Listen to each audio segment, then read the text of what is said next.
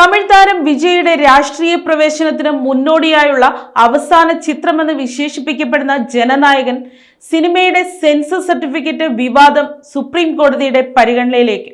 മദ്രാസ് ഹൈക്കോടതി ഡിവിഷൻ ബെഞ്ചിന്റെ സ്റ്റേ ഉത്തരവിനെതിരെ നിർമ്മാതാക്കളായ KVN പ്രൊഡക്ഷൻസ് നൽകിയ ഹർജി നാളെ, അതായത് ജനുവരി 15-ന് ബഹുമാനപ്പെട്ട സുപ്രീം കോടതി പരിഗണിക്കും.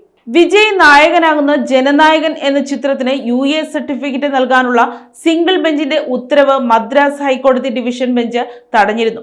ഈ നടപടി ചോദ്യം ചെയ്തുകൊണ്ട് നിർമ്മാതാക്കൾ സമർപ്പിച്ച അപ്പീലാണ് സുപ്രീം കോടതിയുടെ പരിഗണനയിൽ എത്തുന്നത്. ജസ്റ്റിസുമാരായ ദീപങ്കർ ദത്ത, അഗസ്റ്റിൻ ജോർജ് മസി എന്നിവരടങ്ങിയ ബെഞ്ചായിരിക്കും കേസ് കേൾക്കുക.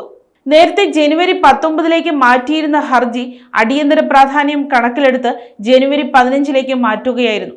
പൊങ്കൽ റിലീസായി നിശ്ചയിച്ചിരുന്ന ചിത്രം സെൻസർ ബോർഡിന്റെ അനുമതി വൈകിയതിനെ തുടർന്ന് പ്രതിസന്ധിയിലായിരുന്നു. ചിത്രത്തിന് സർട്ടിഫിക്കറ്റ് നൽകാൻ സിംഗിൾ ജഡ്ജി നിർദ്ദേശം നൽകിയിരുന്നെങ്കിലും മണിക്കൂറുകൾക്കകം ചീഫ് ജസ്റ്റിസ് MM ശ്രീവാസ്തവ അധ്യക്ഷനായ ഡിവിഷൻ ബെഞ്ച് ഇത് സ്റ്റേ ചെയ്യുകയായിരുന്നു. വിജയുടെ രാഷ്ട്രീയ പ്രവേശനത്തിന് തൊട്ടുമുമ്പ് എത്തുന്ന ചിത്രം എന്ന നിലയിൽ ജനനായകൻ വലിയ വാർത്താ പ്രാധാന്യം നേടിയിട്ടുണ്ട്. സെൻസർ ബോർഡിന്റെ നടപടികൾക്കെതിരെ രാഹുൽ ഗാന്ധി ഉൾപ്പെടെയുള്ള രാഷ്ട്രീയ നേതാക്കൾ രംഗത്ത് വന്നിരുന്നു. നാളെ സുപ്രീം കോടതി എടുക്കുന്ന തീരുമാനം ചിത്രത്തിന്റെ റിലീസിനെ സംബന്ധിച്ചിടത്തോളം നിർണായകമാണ്. News desk, Kottarakkara media.